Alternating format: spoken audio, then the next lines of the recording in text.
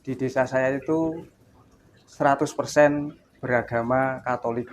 Bagaimana Romo pada waktu Yesus itu dibaptis, kemudian di langit itu ada burung merpati, dan waktu itu ada suara, inilah putraku, ibu saya. Ibu saya ibaratnya memang dalam hati kecilnya tidak memperbolehkan. Dia menentang keras waktu itu. Sulitnya apa? Bukan main. Waktu apa? Mengucapkan syahadat. Akhirnya dibangun masjid Pak waktu itu Pak.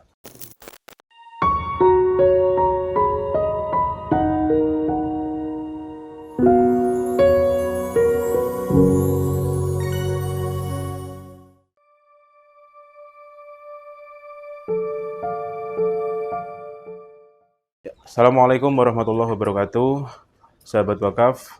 Alhamdulillah kembali lagi dengan kami, dan alhamdulillah hari ini kami sedang berada di MCKS Mu'alaf Center Kabupaten Semarang, tepatnya di Kecamatan Bawen ya, Kecamatan Bawen. Dan hari ini kita sudah berada di sini bersama narasumber yang nanti mungkin akan menceritakan beberapa pengalaman spiritualnya hingga beliau mengenal Islam lebih jauh.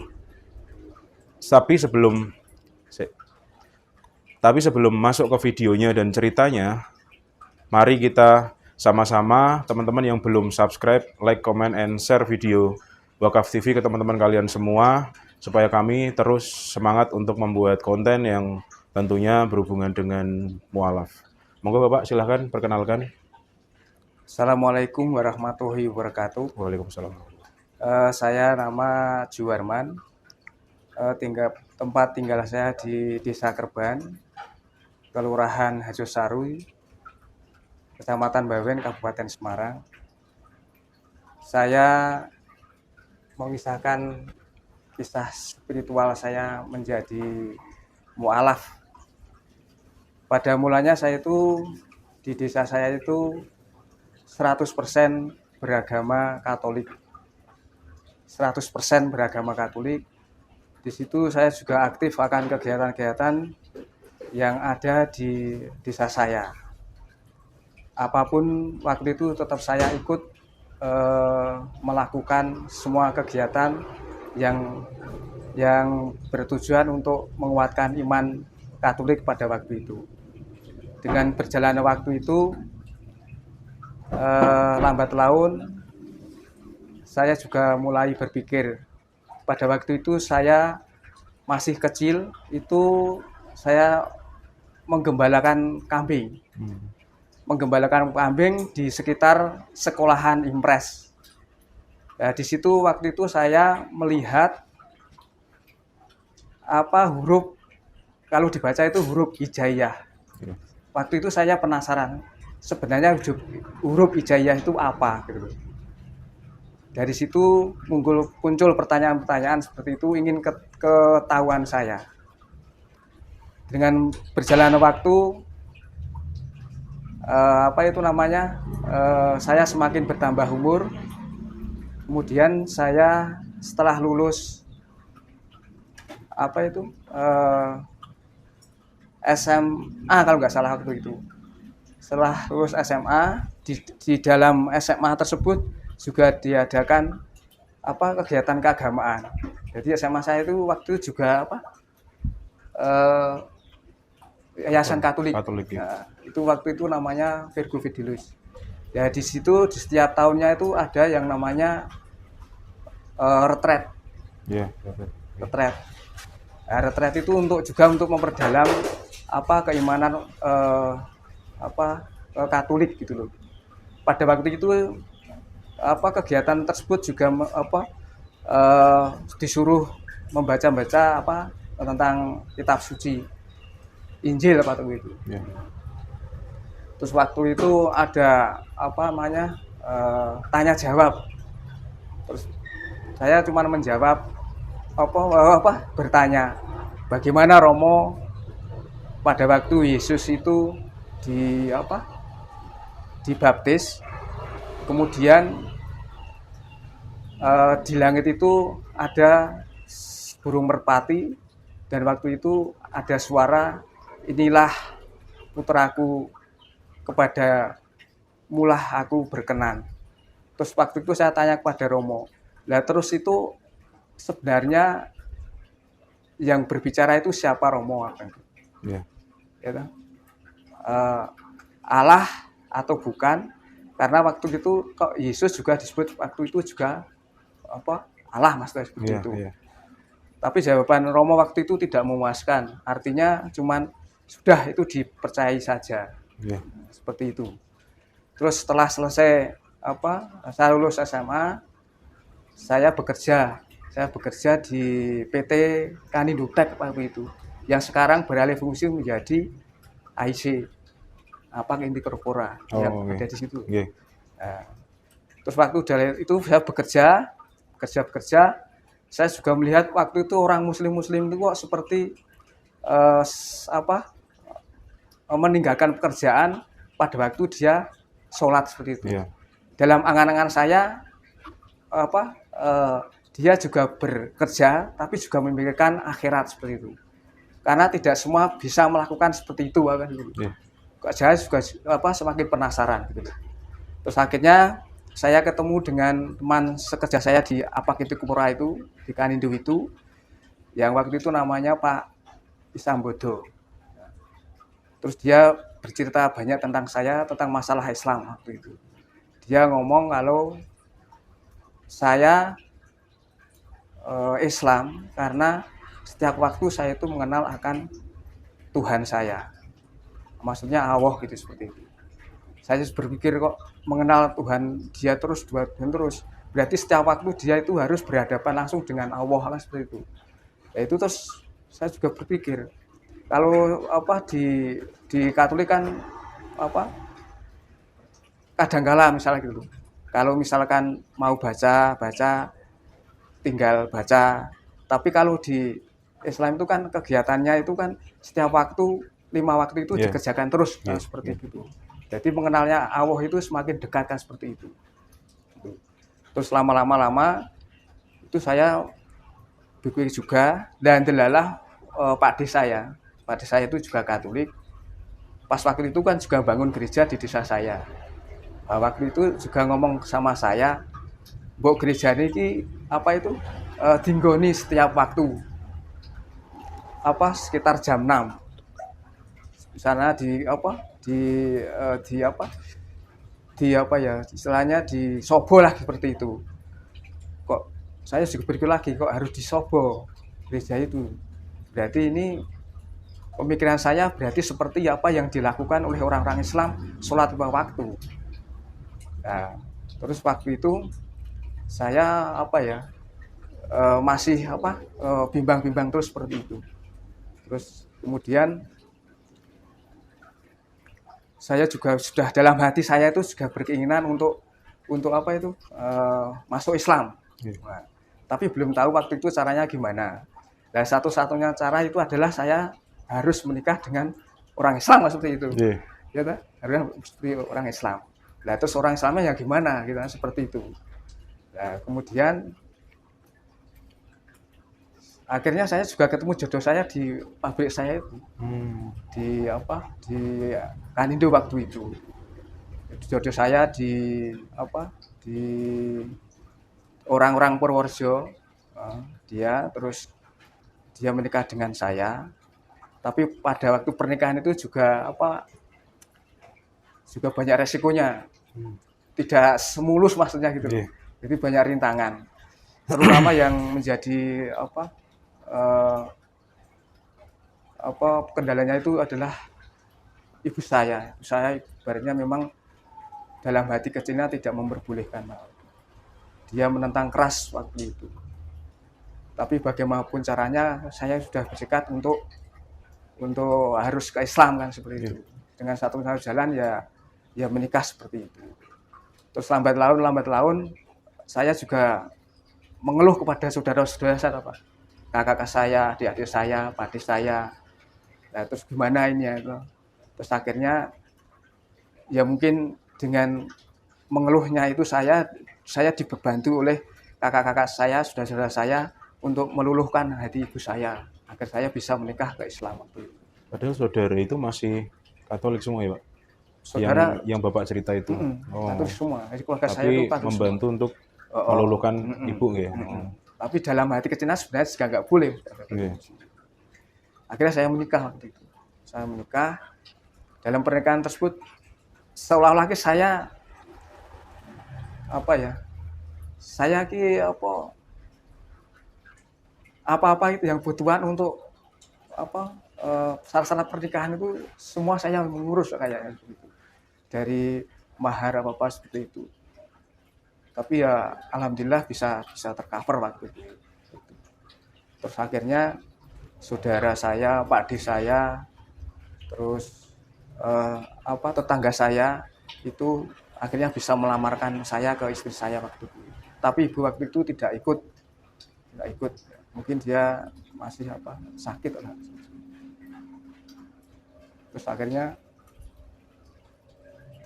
ya saya di tempat istri saya melaksanakan ijab qabul itu.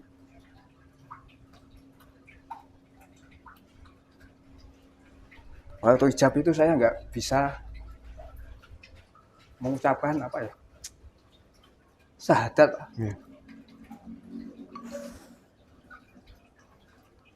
Sulitnya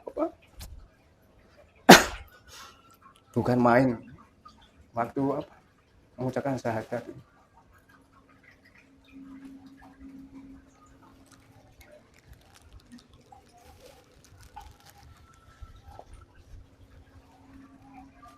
Walaupun waktu itu saya itu dituntun untuk mengucapkan syahadat, tapi rasanya katel, Pak. Bisanya cuma asyhadu gitu aja terus. Bagi pernikahan saya itu sah atau tidak itu. Karena itu waktu itu harus mengucapkan syahadat sebagai syarat untuk masuk Islam, Mas. Terus sebisa-bisanya itu terus saya juga mengucapkan, tapi juga dibantu akhirnya. Tidak los misalnya, tidak bisa mengucapkan asyhadu alla ilaha illallah wa asyhadu anna muhammadar rasulullah. Itu waktu itu saya nggak bisa. Rasanya ini katal seperti itu. Ya mungkin dengan bantuan tersebut, dengan terbata-bata ya saya mungkin sudah sah masuk Islam gitu, Pak. Iya, insyaallah. Itu. Terus akhirnya setelah selesai pernikahan itu saya ibaratnya diunduh mantu ke tempat saya. Iya. Saya waktu itu nggak membayangkan bagaimana respon ibu saya terhadap saya dan istri saya waktu itu. Tapi nggak tahu kok waktu itu penyambutannya itu baik sekali, Pak. Jadi ibu saya itu akhirnya baik.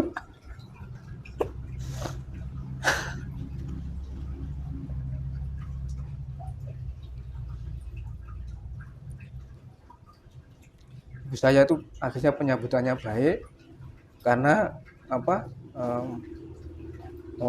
orang-orang desa saya itu semua itu bisa diundang. Terus acara-acara bisa berjalan dengan lancar. Terus juga banyak yang memberi selamat waktu. Terus setelah selesai acara semua itu, satu harinya itu istri saya tak pesen sama ibu saya. Ibu saya kan keras, Pak. Maksudnya ini orang tua tuh nggak bisa mengalah seperti itu, keras. Jadi kalau misalnya diunggahi, diguroni itu nggak mau dia. Yeah. Maka istri saya juga saya omongi, kamu sebagai istri saya terhadap orang tua saya, terutama ibu saya, kamu harus merendah. Karena istri saya kan juga keras. Yeah. Untuk berarti ngerogoh hati itu. Yeah. Agar ibu saya itu luluh seperti itu. Terus akhirnya ibu saya itu dengan sikap istri saya yang luluh itu, yang bisa membuat ibu saya luluh itu, akhirnya ibu saya tetap luluh, Pak, akhirnya. Maksudnya nggak berani gitu loh. Iya. Akhirnya nggak berani, maksudnya akhirnya manut gitu, manut. Karena Setidaknya nggak keras gitu ya, Pak? nggak keras, Iya. akhirnya nggak keras. Karena apa? Karena istri saya itu bisa nyelondoh gitu loh. Iya. Bisa nyelondoh apa-apa yang dilakukan orang tua di pekerjaan di rumahnya waktu itu semua dikerjakan oleh saya. Misalnya masak, nyapu, ngepel seperti itu yang mengerjakan istri saya. Jadi orang tua saya pulang dari pekerjaannya itu kan sudah tidak bekerja lagi di rumah gitu loh. Jadi sudah nyantai seperti itu. Nah seperti hal-hal itu dilakukan istri saya terus menerus gitu loh. Akhirnya ibu saya ya luluh terus akhirnya Pak. Tidak bicara yang jelek-jelek akhirnya. Nah terus dengan berjalannya waktu akhirnya yang membuat luluh ibu saya tak lagi itu adalah kelahiran anak saya. Anak saya pertama itu yang membuat luluh dia itu. Jadi apa-apa yang diminta oleh istri saya itu ibu saya senang gitu loh Mas. Senang memberi, terutama kepada cucunya seperti itu. Makanya anak saya waktu itu kan diberi nama Hanif Dimas Handaru Mukti. Hanif itu orang yang kuat imannya. Dimas sudah mengatakan Dimas, dan Handaru itu wahyu. Jadi menjadikan sebab kebahagiaan di dalam keluarga tersebut. Seperti itu. Terus apa lagi ya Pak?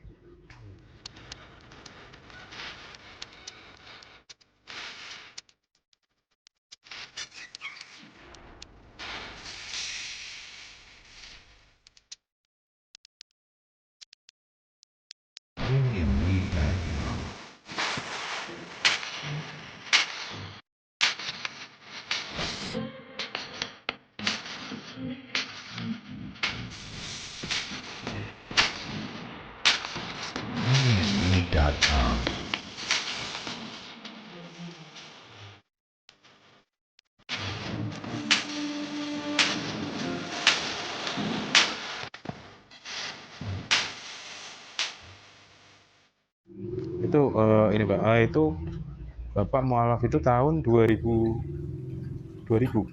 Saya mualaf itu tahun 2000, tanggal 22 September tahun 2000. Ya, Saya itu berdamaan dengan itu waktu pas pesyahadatan para kemerdekaan. Jadi kita flashback sedikit, berarti Bapak itu kan masa kecilnya itu memang beragama Katolik ya? Iya betul. Dengan orang tua yang sangat taat waktu itu ya Pak? Dengan keluarga besar yang sangat. Nah itu yang jauh bapaknya? Kalau bapaknya itu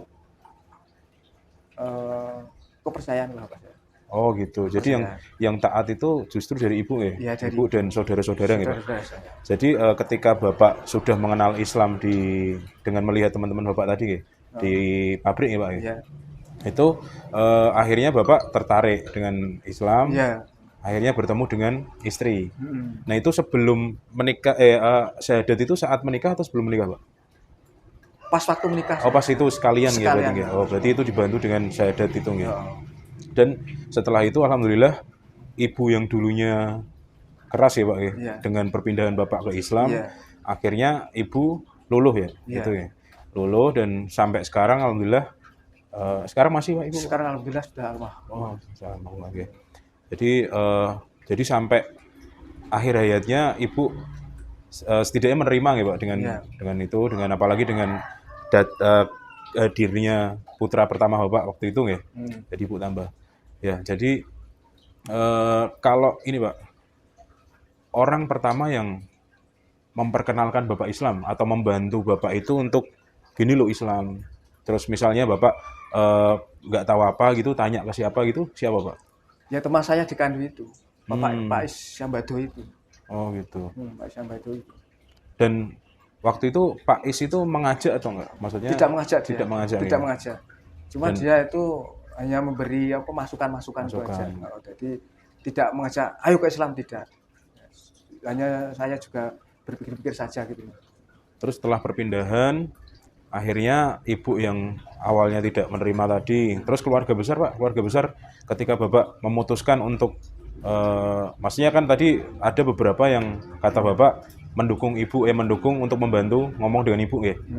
Nah itu ada nggak Pak yang lainnya yang sampai sekarang mungkin masih tidak terima dengan perpindahan agama Bapak?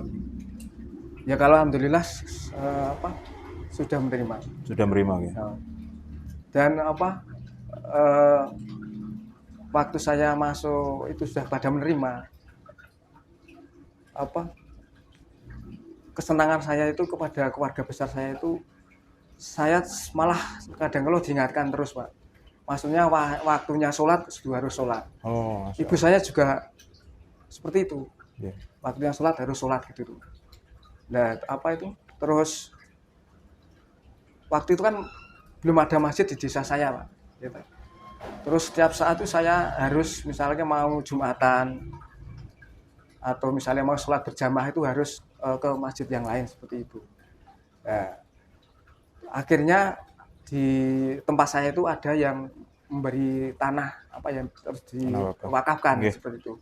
Akhirnya dibangun masjid Pak waktu itu Pak. Dibangunkan masjid. Waktu itu saya juga belum apa ya, belum kan waktu belum mengenal Islam banget Iya, waktu itu, iya, iya. gitu. Belum mengenal Islam banget.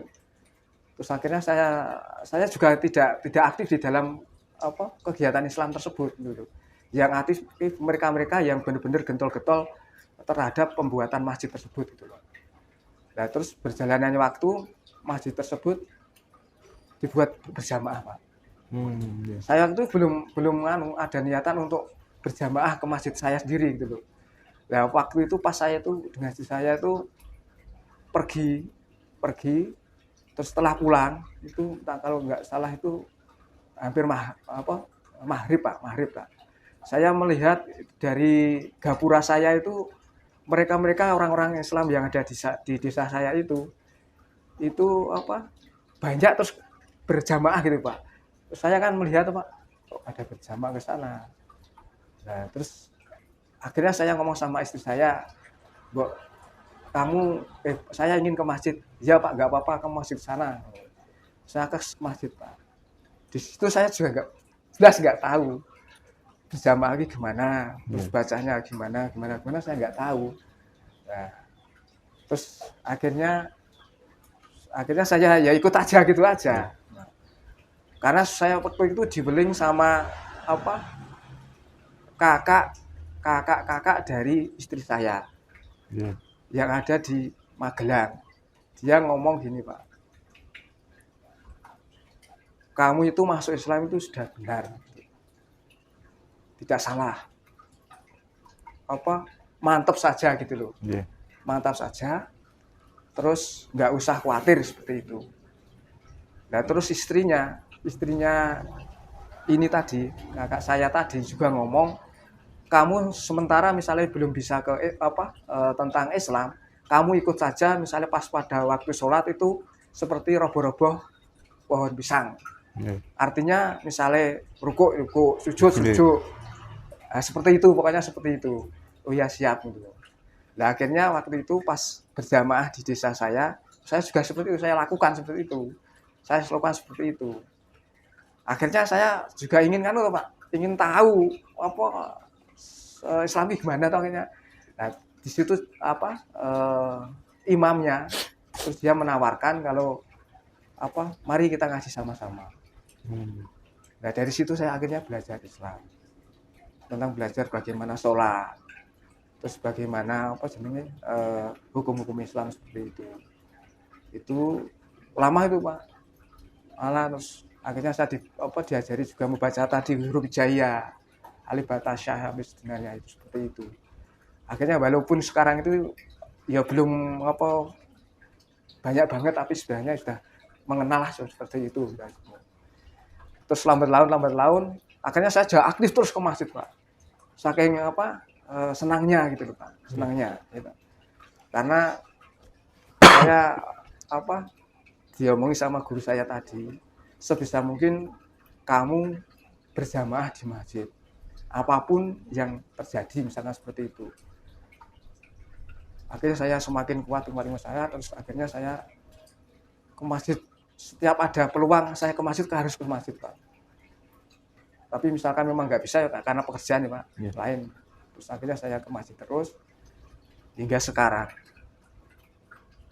hingga sekarang. Dan waktu masjid itu sudah berdiri, saya juga diteror sama ibu saya terus. Artinya kamu harus ke masjid. Oh, malah gitu ya. Kan sudah ada, Iya. misalnya saya jahit-jahit di rumah, kamu harus ke masjid sana. Terus kamar saya yang barep itu juga ngopo ora masjid, nah, seperti itu. Akhirnya dengan dorongan-dorongan mereka itu saya akhirnya ke masjid, Pak. Akhirnya ke masjid saya hingga sekarang. Dan alhamdulillah setiap saya itu bisa merasakan, Pak, maksudnya apa melakukan sholat 5 waktu di dalam agama Islam itu memang bagi saya itu membuat saya itu dikatakan baik sekali, Pak, dikatakan baik sekali, selalu bisa berjumpa dengan Allah. Terus apa-apa permasalahan itu bisa di-sharing sama Allah, dan apa-apa yang saya lakukan untuk kebaikan saya itu juga mengefek ke keluarga saya, Pak. Jadi misalnya hal-hal apa yang misalnya nggak bisa tercapai, akhirnya bisa tercapai. Gitu, Pak. Jadi tadi kan berarti Bapak belajar Islam itu justru setelah menikah ya? Setelah menikah. Dan itu alhamdulillah istri juga membantu ya, Pak, membantu. Untuk lah itu orang tua istri gimana tuh, Pak? Saat maksudnya kan istri mungkin memperkenalkan nih, waktu itu saya punya jodoh yang di luar Islam. Itu sempat ada ngomong nggak ke Bapak? Maksudnya dari mertua Bapak itu waktu itu ngomong nggak? Maksudnya kok agamamu kok orang Islam gitu? Kenapa? Yo, itu sudah diceritakan istri saya mungkin waktu itu. Oh, gitu. Sudah diceritakan loh. Nah, terus misalnya saya datang ke tempat sana, ya ibaratnya dia juga godeli istri saya. Jadi mau tidak mau ya istri saya harus Islam kan, seperti itu. Nah, akhirnya ya itu mertua saya juga ngomong anak saya Islam gimana. Akhirnya saya juga dengan keikhlasan tadi, ya sudah ada niatan dari awal memang saya ingin ke Islam. Akhirnya ya saya siap ke Islam.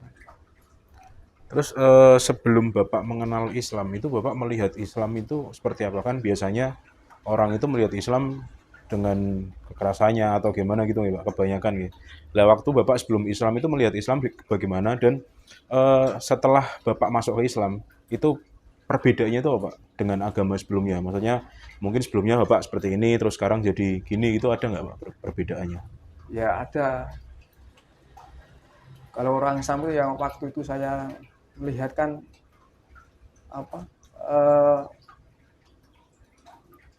dia selalu bisa meluangkan waktu untuk sholat seperti itu loh.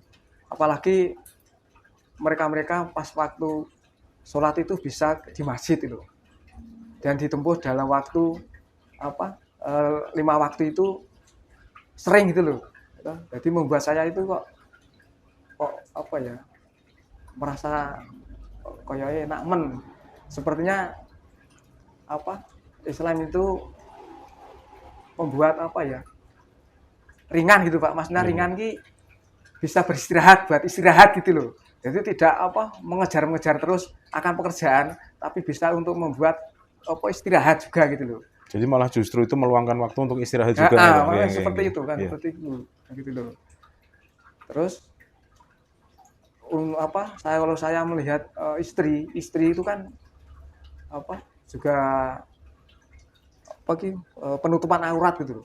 Sama juga dilakukan oleh mereka yang wanita-wanita yang Islam seperti itu, menutup aurat kan, seperti itu. Ya, itu juga membuat saya juga senang gitu waktu itu. Ya itu waktu itu. Jadi dari cerita Bapak yang dari awal tanya ke Romo tadi ya, Pak ya. Yang dari awal tanya ke Romo tentang Tuhan, yang disebut Tuhan itu yang mana?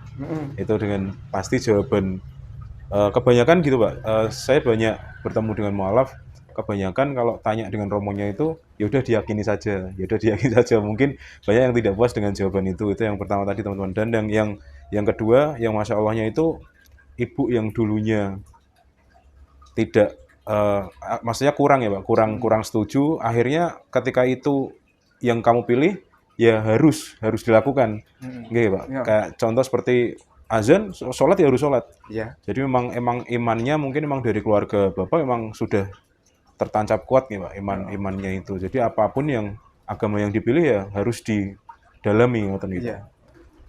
Dan sekarang kesibukan apa Pak? Sekarang bekerja di Karangjati.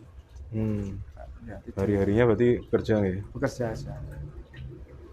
Dan mungkin sebelum menutup video ini, mungkin Bapak ada nggak yang mau disampaikan ke mungkin di teman Bapak yang pertama mengajak masuk ke Islam atau yang mungkin membeli jalan Bapak ya, yang Bapak tanya ke beliau Pak Is tadi ya, atau istri atau keluarga atau siapapun yang mau diucapkan, monggo silakan Bapak ucapkan bagaimana ke beliau-beliau.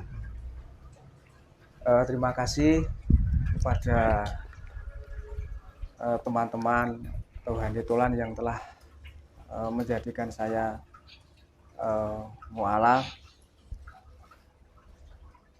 dan kepada keluarga besar saya ya juga mendukung akan mualaf saya.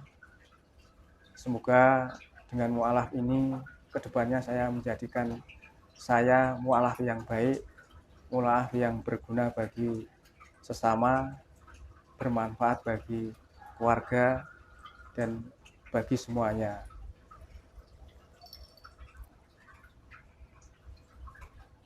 Saya kira itu saja Pak.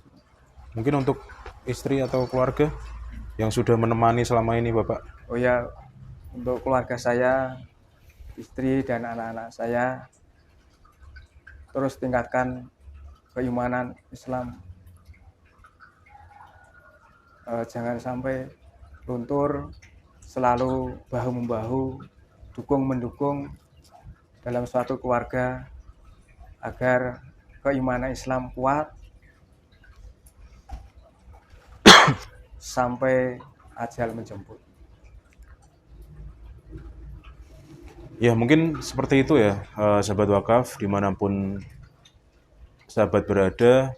Masya Allah tadi cerita dari Bapak tentang perjalanan hidupnya yang sangat luar biasa, dari bahkan seorang ibu sendiri yang awalnya tidak menyetujui, akhirnya bagaimanapun juga pilihan ya harus didalami. Itu ilmu yang sangat kita bisa dapatkan ya. Jadi kembali lagi saya berbicara ya, ketika kita berbicara dengan atau mengobrol dengan mualaf, kita yang Islam atau Muslim dari kecil itu seperti tertampar rasanya dengan kisah-kisah beliau. Kita kadang merasa kita yang Muslim dari kecil aja kadang kurang perjuangan seperti beliau-beliau ini.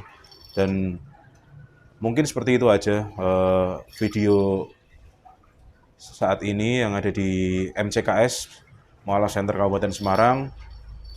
Dan sebelum menutup videonya, saya mengucapkan banyak terima kasih Bapak sudah mau mengisi cerita di video kami. Dan buat sahabat wakaf dimanapun kalian berada, sebelum akhir video saya minta untuk bisa subscribe, like, comment, and share video Wakaf TV ke teman-teman atau ke saudara-saudara sahabat wakaf dimanapun berada.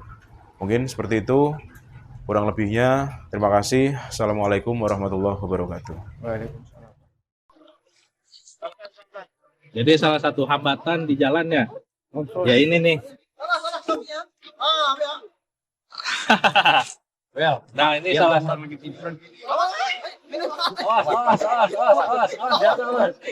Hampir aja nih kawan kita jatuh ke sungai. Jadi memang salah satu hambatan kita itu kalau masuk ke pedalaman ya seperti ini salah satunya. Belum lagi kayu-kayu itu pada muncul dari dasar sungai. Jadi memang perlu kehati-hatian dan tingkat risikonya juga tinggi, besar ya.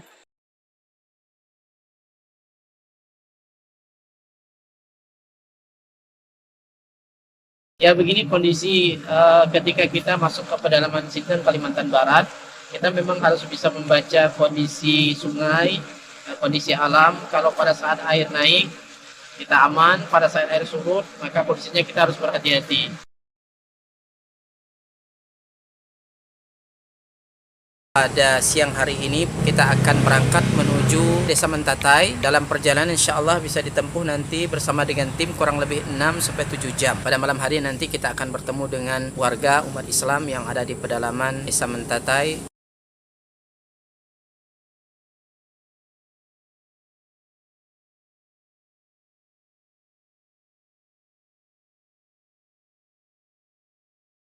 Alhamdulillah sudah kurang lebih 600 mu'alaf yang masuk Islam dengan asbab dakwah ini. Dan tentunya ini tidak hanya sebatas mereka memeluk Islam, tetapi masih banyak PR-PR yang harus kita selesaikan. Dalam hal ini kami membina mereka membutuhkan Al-Quran untuk kita sampaikan kepada mereka yang menjadi sarana mereka dekat dengan Allah Subhanahu wa Ta'ala.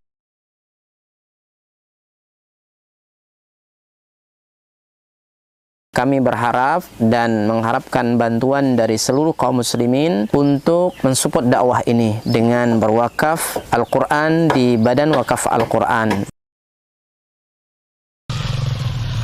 Luar biasa.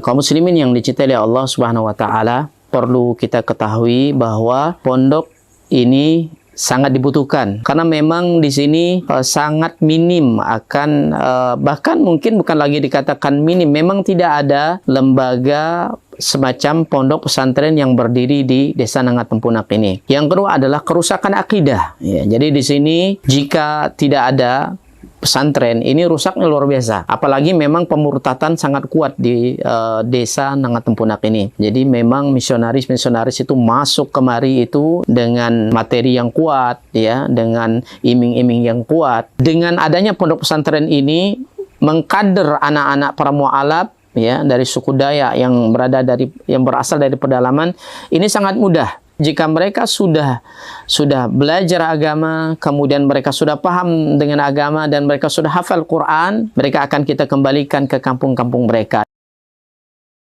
Kita sekarang sambil melihat lahan atau tanah yang akan kita bebaskan untuk pembangunan atau perluasan pondok tahfiz Quran Cahaya Tempunak. Lokasi ini adalah lokasi yang bebas daripada banjir dan luasnya kurang lebih 4 hektar, dan insya Allah di sini nanti akan kita bangun sarana ibadah, kemudian sarana untuk tinggal mukimnya para santri, kemudian aula belajar dan pertemuan para santri. Dengan demikian ini akan membantu dakwah dan memaksimalkan dakwah di pelosok pedalaman Sintang Kalimantan Barat. Kami mengajak kepada seluruh kaum muslimin untuk mensupport, membantu dakwah ini dengan menyiapkan donasi dan wakaf terbaik melalui Badan Wakaf Al-Quran, dan semoga apa yang kita korbankan di jalan Allah SWT, harta kita, lelahnya kita, semua akan Allah berikan ganti dengan ganti yang lebih baik, kemudian diberikan balasan dengan balasan yang terbaik. Dan kami mendoakan semoga antum semua dijaga oleh Allah SWT dari seluruh musibah baik dunia maupun akhirat. Barakallahu fikum. Assalamualaikum warahmatullahi wabarakatuh.